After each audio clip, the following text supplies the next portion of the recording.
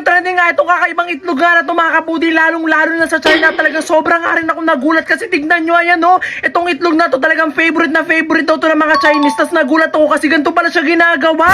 Grabe, ngayon lang ako nakakita ng ganitong klaseng itlog. Pati ano kayang lasa nito, ayan no, talagang gustong-gusto to nila to kainin sa ibang bansa kasi masarap daw. Grabe, para sa jelly is na itlog. Grabe, no, parang binalot sa lupa. Ano kayang lasa nito?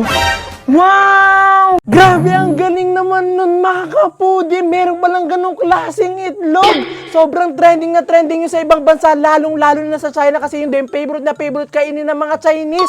Para siyang natural na itlog pero binabalot nila yun sa lupa tapos pinipreserve nila ng matagal. Tapos pagkatapos naman preserve, talaga nabubuo yung itlog na parang jelly ace na itlog. Diba? Sobra ako na-curious sa lasa na talagang sarap na sarap yung mga taga-ibang bansa. So orderin natin yung itlog na yon at titingnan natin kung anong lasa. So tara na! Ano kayong lasa nun? After 1 week! Asan na kaya dito yung delivery driver? Sabi niya nandito na daw siya eh. Ba yun? Ala!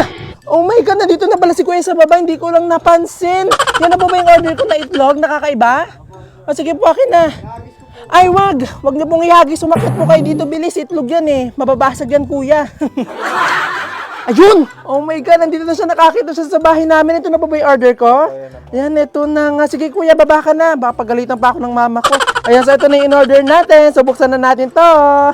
Ayan, finally, dumating na rin tong in-order natin. Nakakaibang itlog na talagang trending na trending sa China. Ayan, ito na yung favorite na kainin daw na itlog ng mga Chinese. At talagang sobra ako na-curious sa lasa niya. So finally, dumating na siya. At matitikman na natin at titignan natin kung anong lasa. So buksan na natin. Oh my God, excited na ako dito. Ayan. Oh my God. Ano kayo lasa ng itlog na to? Ayan. Ayun, nakikita ko na nga yung mga itlog. Ayan o. Grabe. Ayan. So, ito na siya. Buksan na natin. Meron pa kasi siyang tape. So, alisin natin yung tape niya. Ayun. Ito siya. Meron tayo ditong 1, 2, 3, 4, 5, 6. 6 na egg na napanood natin na yun sa TikTok. So tara na. Parang amoy balot siya. Balot ba to? Hindi ko alam. Talagang in-order lang to ng nanay ko eh. So kumuha na nga tayo dito ng isa. So meron tayong 6 dito. Kapag masarap to, bibigyan ko yung mga kasama ko dito at papatikimin ko sila. So ito na, kumuha na tayo.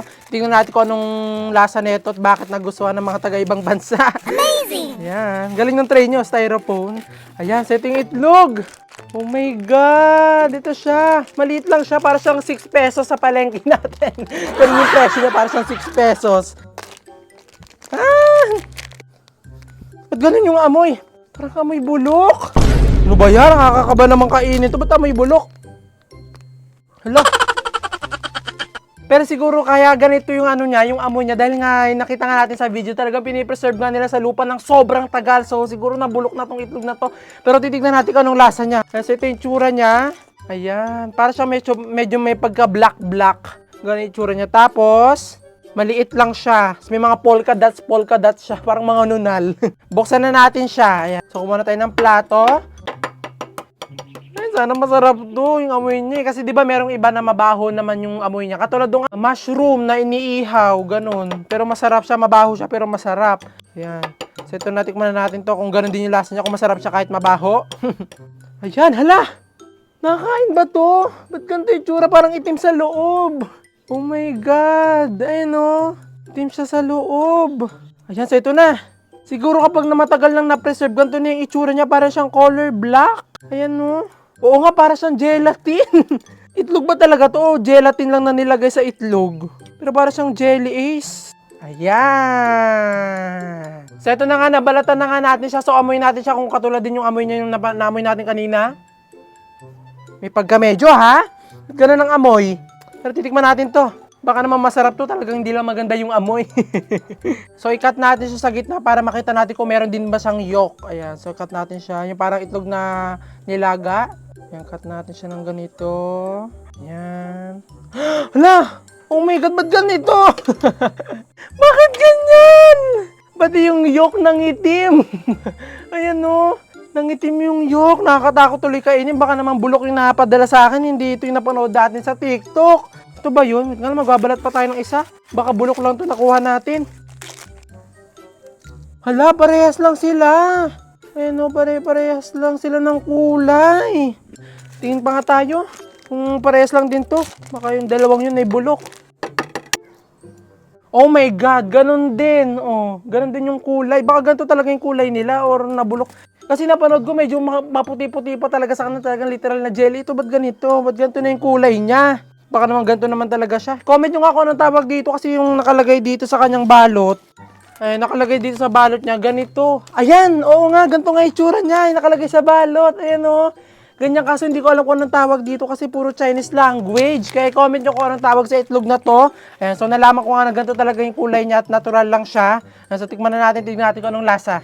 Kinakabahan ako.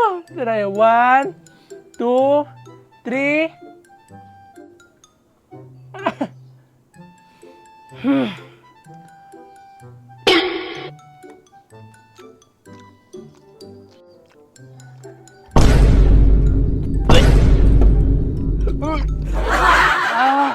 Akala ko yung amoy niya lang yung hindi maganda.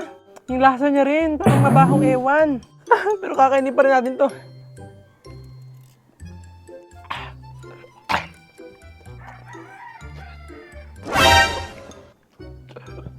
Hindi ko kaya. Nakakailang nguya pa lang ako, parang nalalasahan ko na agad yung lasa niya. Tikman naman natin itong pinaka-gel lang, itong parang pinaka-jelly. Natitikman ko kasi pinaka-yolk. So, alisin natin itong yolk. Itlog. Yung yolk pala, sobrang hindi maganda. Ito okay naman yung lasa niya. Para siyang maalat na gelatin, na black gulamang, ganun.